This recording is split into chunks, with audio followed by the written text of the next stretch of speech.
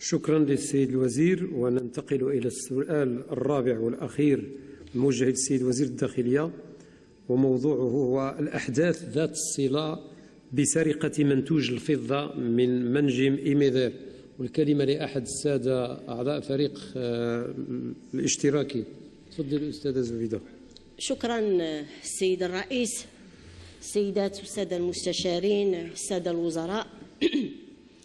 موضوعنا في السؤال في الفريق الاشتراكي هو ما يقع في إيميدير بتيزنيت بنواحي تيزنيت منذ 1986.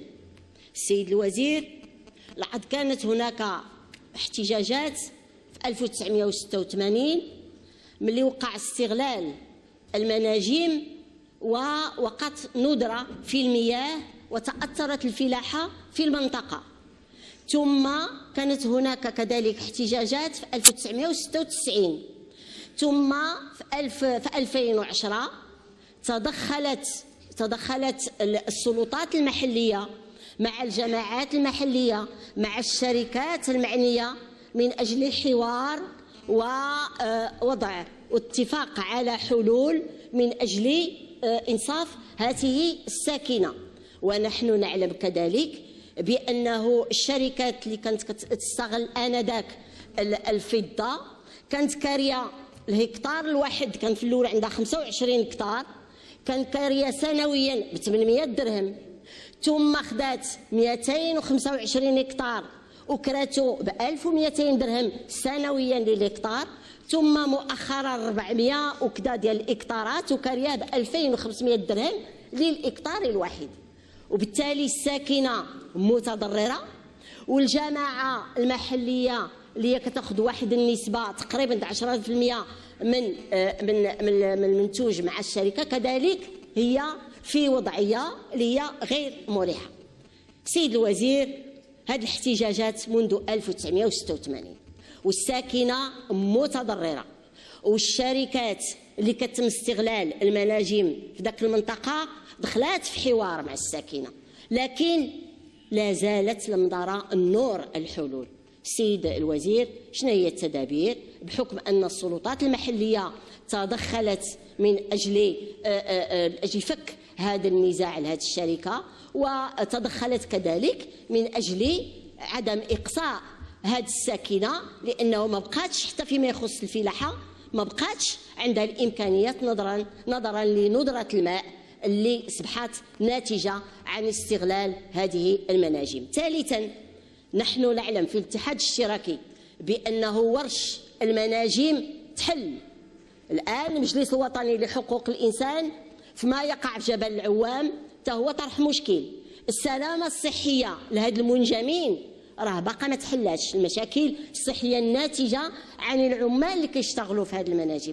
كل هذه أوراش تدخل السلطة كيف هو ما هي التدابير اللي وضعتيه سيد الوزير. للسيد المستشار، الكلمة لكم السيد الوزير في إطار الجواب عن هذا السؤال. شكرا سيد الرئيس. شكرا السيدة المستشارة المحترمة، السادة المستشارين.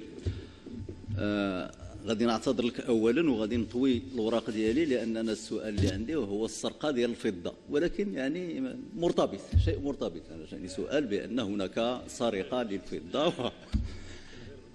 على اي حال المشكل ديال إيميدير فعلا معروف، ديال المنجم ديال الفضه معروف انه منجم فتح وبدا كيشتغل واحد الوقت. فعلا كتعرفوا ان واحد العدد ديال المناجم كانت تغلقت لعدة أسباب، إما أثمنة إما موارد، وعاود بدات تنقيب وبدا واحد العدد ديال العمل، ومنهم هذا المنجم ديال اللي في إقليم تينغير ديال إيميدير اللي هو منجم مهم بالنسبة للفضة، بحيث أنه يعني تينتج ما بين 220 230 طن ديال الفضة الخالصة سنويا.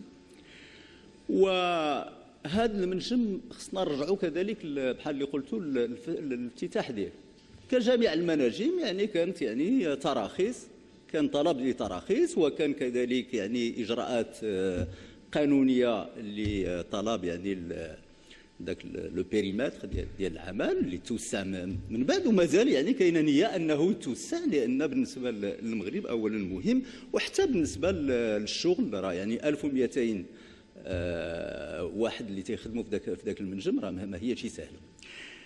في السنوات الاخيره وقع شيء يعني احتجاج، يمكن نقولوا طبيعي انه يكون احتجاج، ولكن تطور هذا الاحتجاج الى شيء غير طبيعي، بحيث ان المفاوضات بحال اللي قلت فعلا جرات ساريه بتاطير من السلطات المحليه، وتعطات واحد العدد ديال المكاسب. يمكن لي نقول لكم صراحه ان ما اعطي راه ما تنوجدوه شيء في جهه اخرى، لا من ناحيه يعني المنشآت الصحيه، المنشآت الاجتماعيه، اعانه الجمعيات على العمل، التوظيف ديال واحد النسبه ديال الناس، لان الناس كلهم ما يمكن لهم شيء توظفوا غير من تمايا.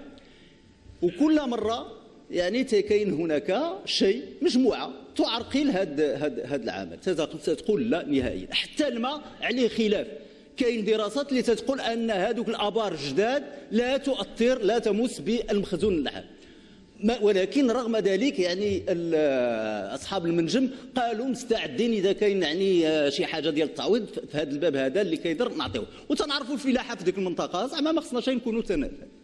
واكثر اخيرا ما وقع ان حتى الساكنه والمنتخبين وصلوا لاتفاق وقبلوا يعني العرض اللي تحسن، وفجأة تتنوض نفس المجموعة مدعمة كذلك، راه تبعتوا كل ما وقع مؤخرا بأن احنا ما تنقولوش هذا الشيء هذا. شكرا سيد الوزير. فالآن نحن نشتغل في هذا الإطار.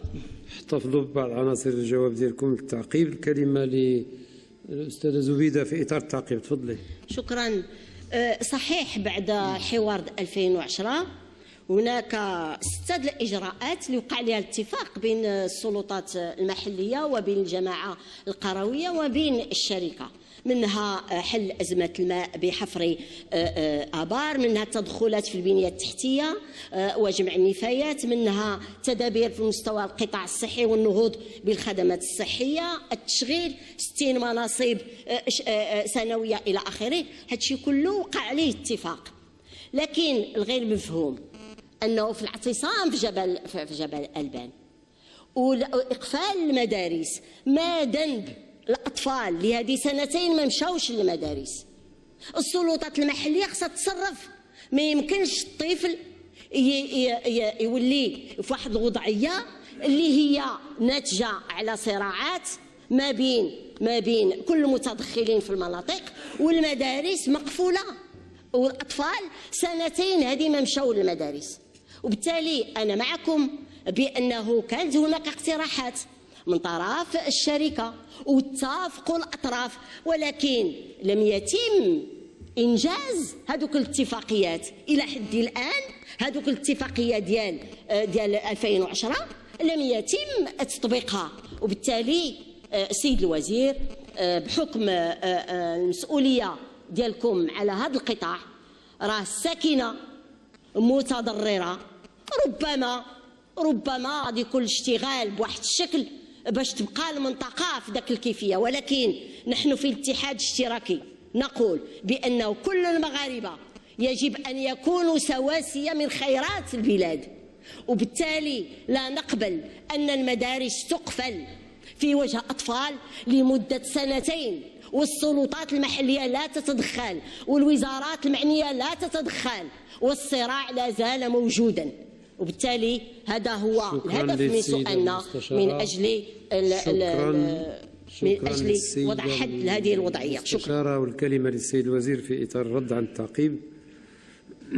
شكرا السيدة رئيسة الفريق. أنا تنهنيك. اسمحي لي، أنا تتعرفي أنا باقي في على أي حال تنهنيك على هذا الموقف، وأتمنى يعني من كل قلبي أننا فعلا هذه اللغة ديال الصراحة نتعاونوا عليها، لأن هذه ماشي مسألة يعني معطل او مضرب او شخص، هذه مساله خصنا نعرفوا فين كنحطوا رجلينا. هضرتي على الاتفاق ديال 2010، يمكن لي نقول لك بان الاتفاق مؤخرا في 2012 حسن بكثير الاتفاق ديال العرض ديال 2010 وقبل، وكذلك كاين من نسفه. صحيح ان الحكومه رغم ان هذا الموضوع قديم وبقى كيتجر، الحكومه ستتخذ يعني المسؤوليه ديالها فيما يتعلق بالتعليم. بالفعل راه كاين قانون اللي كيجبر ان الاطفال يمشيوا للمدرسه، ماشي يبقاو الشارع. حاولنا، ما بغيناش ندخلوا في هذا في يعني الزجر والقانون، حاولنا اننا نتفاهموا مع الناس. ما هو ذنب هذا الطفل الذي غادي يبقى محروم لحياته كلها لان واحد المجموعه ديال الناس لاسباب يعني تتهمها، يعني تتشوف ان تيخص هذا المشكل ما يتحلش. اذا كاين ضرر للساكنه، احنا اولى كحكومه، اول من سيقول لهاد ارباب هذا المنجم انكم ما يمكن لكم شيء تشتغلوا لان هناك ضرر.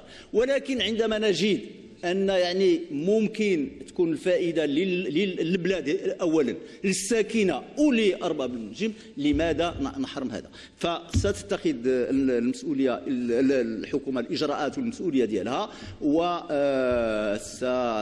على مصلحه هذه الساكنه ديال هذه المنطقه، خصوصا كما قلت لكم ان الساكنه قابلت بالعرض وكتبت وقالت أنها تتبرى ممن يحاولون أن يعرقلوا. شكرا لكم سيد الوزير، وشكرا لكم على مساهمتكم معنا في هذه الجلسة.